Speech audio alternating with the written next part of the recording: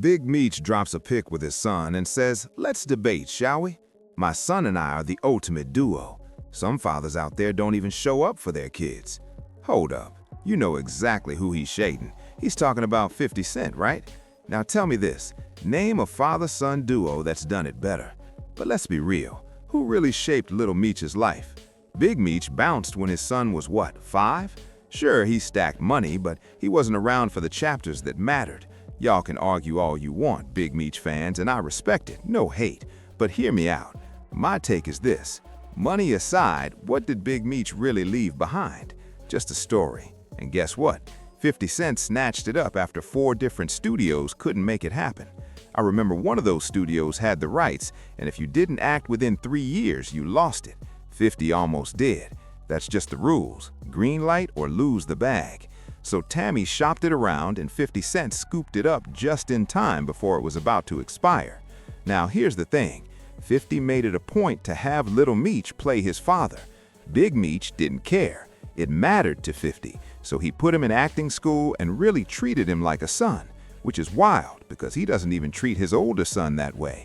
His older son grew up poisoned against him, and most people would still try to build a relationship, but 50, he doesn't. And I gotta say, that's wrong. Let me be clear, it's sad what the mother did. A lot of moms poison their kids against dads because of personal issues, even when the father's providing. And 50 was providing, it just never seemed enough for her. Anyway, while the show was moving forward, the first letter came in when development started. He wrote, "Given the success of past collaborations, your films, particularly Power, I feel you two are the best to tell my story. I've given no one else permission to make a BMF film or anything about Big Meech. We've agreed for over 2 years, and I would never give my blessing to anyone else." Then he hit them with, "This is the story. Anyone else trying is 100% faking. Loyalty isn't just a word, it's a lifestyle." Listen, loyalty is a lifestyle, death before dishonor. And if that's true, then he knows exactly what that means, because right now he's the opposite of loyal. Then, from jail, this was back in 2021, he says, "Keep in touch," he's talking to his son. "Keep in touch so we can talk more about episode 3, 4, and whatever else you're doing out there. All positive vibes. I really love 50 for helping us make this happen. He's the only one who came through and put us on a fully legit, successful path. He never owed us anything, but gave us everything. While almost every other sports entertainer I've known my whole life stayed silent and never helped us reach legitimacy. What 50 has done for us, it's priceless, and there's nothing, me and you, we wouldn't do for him if needed. I love you, son, with all my heart, for life and death. Your dad, the real Big Meech, BMF, immortal." 50 Cent responds, "Where's everybody at?" Listen, here's the thing. Big Meech wasn't even home 4 months before he started poisoning his relationship with 50. And you can argue all you want, but the truth is he wanted more control over the show. He wanted executive producer power, and that's not how it works. You don't come home and take the reins. You didn't build this. You built the story. You didn't create 3 full seasons. And when he didn't get what he wanted, he started linking up with Rick Ross, and then meeting everyone else. People who were never there for him. Mayweather, everybody. People against 50, then everyone else praising them. And Big Meech thought 50 was gonna hand him some kind of bag. He's already making money on the show. His son's making money, but he expected a bag when he came home. QCP gave him a place to stay, right? QCP's 50's friend. I'm not saying it was because of 50. They had their own relationship, but people were giving him stuff, still giving him stuff. And really, he's nothing but anything Cuffy said. Remember Cuffy? Probably true. And Tammy, this Tammy documentary, never came out. I guess 50 decided he didn't need to go that far to destroy Big Meech because it already happened about a year ago. Big Meech hasn't been the same. You know, the Cuffy stuff came out.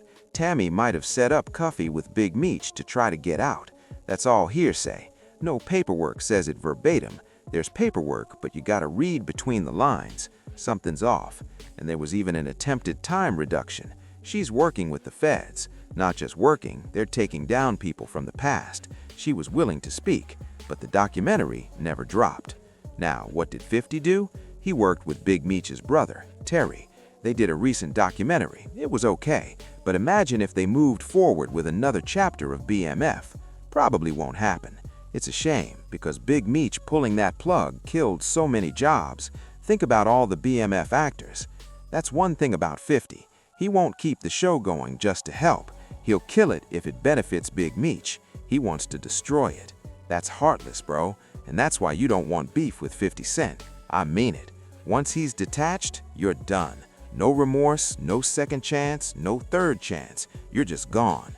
The Fat Joe thing, not a good example. That was all Ja Rule. They got past it because of Chris Lighty, but that's the exception, not the rule. There are plenty of other people he couldn't get past, and some of it crosses the line. With Big Meech, he crossed the line because he was trying to hurt 50 Cent, someone who literally helped him for no reason. That's a snake move. Big Meech is a snake, someone you can't trust. No wonder Terry keeps his distance. We always thought it was Terry on the phone and running things, but it was Big Meech with his flamboyant, gaudy ways that drew the feds in. And on top of that, they both employed people trying to get into the drug game, and some of them had the books, everything accounted for. You can't have the person running the books also tempted to flip keys on the side. It shows you've got to be militant about your operation.